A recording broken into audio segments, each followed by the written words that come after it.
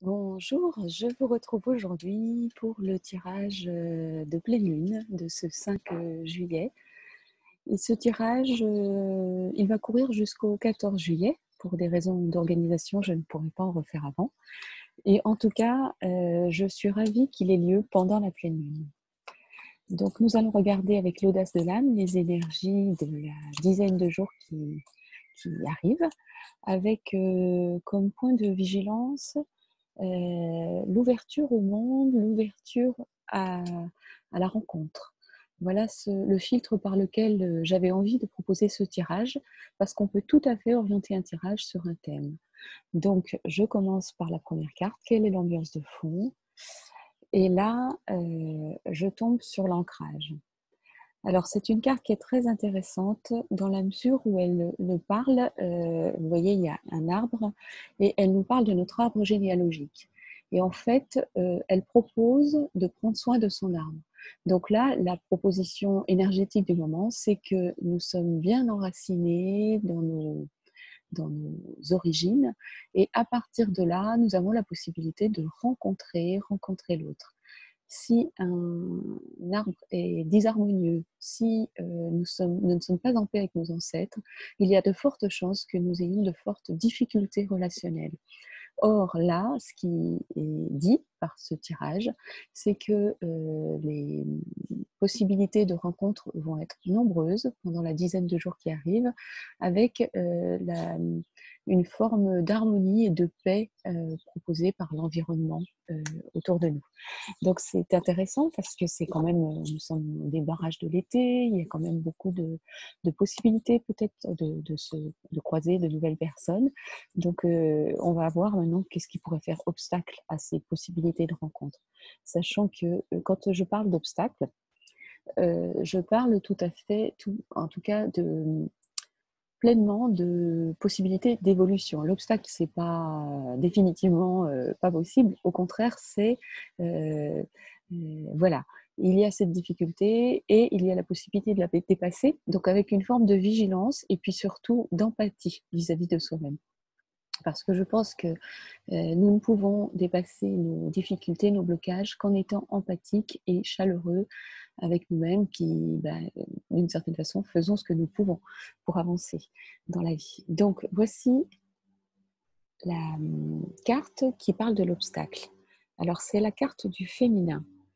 Alors, c'est une carte qui est intéressante parce que là, on peut se dire le féminin, la rondeur, c'est l'accueil. Et qu'est-ce qui fait que ça peut faire obstacle à rencontrer l'autre, à être en mesure de faire des rencontres profondes et intéressantes pour soi? Comment ça peut faire obstacle? Eh ben, c'est tout simplement qu'on n'a pas fait la paix à l'intérieur de soi. Alors, je prends le livret et je vais vous lire juste une phrase qui me semble intéressante. Euh, Si vous avez reçu une part de rondeur, si vous avez reçu euh, une part d'intuition, par exemple par rapport à une rencontre, cette personne a l'air intéressante, il ne suffit pas de vous le dire. L'obstacle, ça peut être ok, c'est intéressant pour moi, j'ai l'intuition que cette personne, ça pourrait être une belle rencontre, mais il s'agit de faire un pas supplémentaire. Il s'agit de prendre soin des messages que vous recevez, des intuitions que vous recevez. Et il s'agit donc d'agir. Donc, il vous faut peut-être un petit peu de courage pour aller au-delà, pour provoquer la rencontre, pour aller nourrir cet élan de rencontre vers l'autre. Et c'est vrai, ça, c'est expérience après expérience. Regardez, je prends souvent les exemples des petits dans leur stade de développement parce qu'en fait, tout est là. On ne fait que répéter les premiers instants de la vie. Et vous voyez, il leur faut un petit peu de confiance, c'est progressif pour aller rencontrer l'autre, puis expérimenter que c'est bon pour eux. Puis au début, ils ont cette habitude, cette manie qui est je vais voir un inconnu, je reviens par moment me rassurer, puis je retourne voir cet inconnu, je fais des allers-retours, des navettes. Et là, il s'agit de faire une navette entre soi et l'autre, intérieurement, bien sûr. Et cette carte indique clairement que vous devez vous mettre en mouvement. Donc l'obstacle, ce serait, je ne me mets pas en mouvement, je reste un peu peut-être confinée à l'intérieur de moi avec des restes de la période de confinement. Donc j'ai envie de dire go, go, go, allez-y, allez rencontrer l'autre et vous verrez, ce sera plein de bonnes surprises. Donc on va voir ce qui va soutenir en effet ce passage par la rencontre de l'autre. Alors je précise que Quand je tire de nouvelles cartes, je ne remets pas les premières cartes en jeu, ce qui serait possible, mais je fais le choix d'ouvrir un maximum. Donc, je ne prends pas le risque de tirer 2 fois la même carte. Voilà, mais je pourrais aussi remettre les premières cartes dans le jeu et ainsi de suite pour aller au bout du tirage. Alors, qu'est-ce qui va soutenir la rencontre à l'autre, l'ouverture? Bon, c'est la réceptivité. Donc, décidément, après le féminin, nous tombons sur la réceptivité. La réceptivité, c'est vraiment cette intuition, vous voyez, en plus, qui est très favorable avec la pleine lune. Il se peut tout à fait qu'en ce moment, il y ait des possibilités vraiment de rencontrer de belles personnes bien en face pour vous, avec la possibilité c'est un peu l'univers qui vous les envoie, si vous voulez, pour avancer dans votre vie. Donc, essayez d'écouter et de sentir quelles sont les bonnes options pour vous, quelles sont les bonnes sorties, quelles sont, même professionnellement, quels sont les bons accords. Peut-être que vous avez des choses professionnelles à régler avant de partir en congé. Et d'écouter vraiment ce que vous recevez comme information, hein, de la lune en fait. Hein, la réceptivité, c'est la carte de la lune dans le tarot de Marseille, si vous le connaissez, et c'est la carte numéro 22 d'ailleurs. Et c'est une faculté que vous avez tous, que nous avons tous, et parfois nous nous coupons des informations subtiles. Ça, c'est ce que dit le texte, hein, que j'avais canalisé sur la carte. Aujourd'hui, vous êtes en mesure, donc là pour la dizaine de jours qui arrivent, de recevoir de nouvelles informations pour vous aider à faire un choix ou à réfléchir dans votre vie, quel sens elle a actuellement. Alors moi, je vous proposerais vraiment peut-être de faire une sorte de tri relationnel, de vous projeter jusqu'à la rentrée et de vous dire à la rentrée, voilà, je décide de vraiment d'appuyer ce que je veux déployer en termes de relations avec les autres. Et puis peut-être qu'il y a des relations que vous devez terminer, boucler, pour avancer, hein, pour en trouver des meilleures pour vous. Et qu'est-ce qui va donc plus largement être mis à nos dispositions au niveau cette fois-ci, j'ai envie de dire du grand tout, hein, du grand organisateur de l'univers pour aller vers des relations bonnes pour nous. Alors c'est fabuleux parce que c'est l'amour des anges.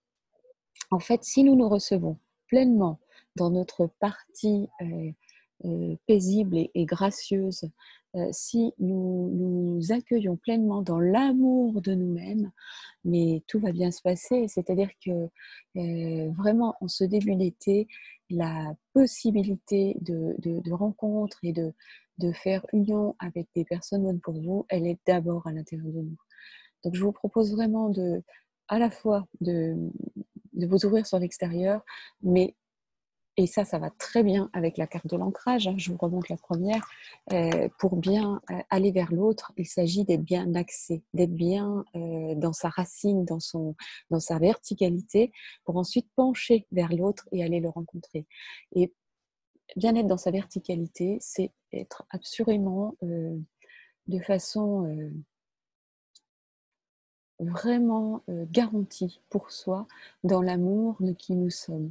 Et là, c'est l'amour des anges, c'est un peu représentatif, bien sûr qu'il ne s'agit pas d'un ange qui vient nous faire coucou, aime-toi. Il s'agit vraiment de se mettre dans l'espace du cœur et de rencontrer cet espace de grâce à l'intérieur de soi. Et vous pouvez tout à fait faire une méditation.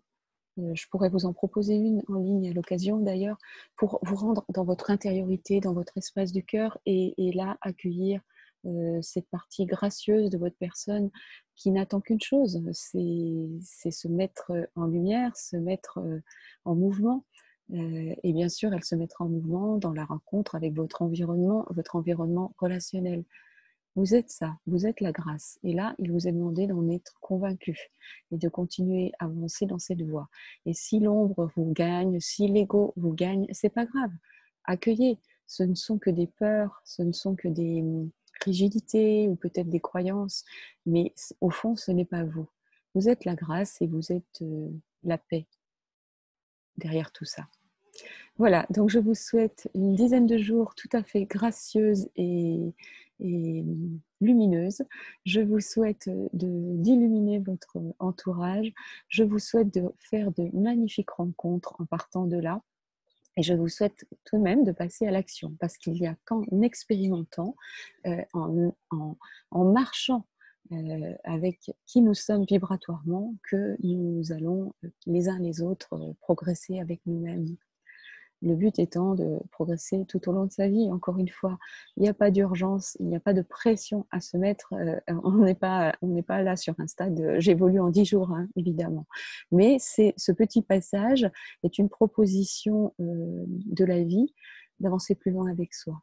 Je vous souhaite donc le meilleur et rendez-vous après le feu d'artifice, si tant est qu'il y en ait cette année, puisque les rassemblements ne sont pas du tout possibles comme d'habitude, mais libre à vous de faire un feu d'artifice intérieur, bien sûr. C'était une image. À bientôt!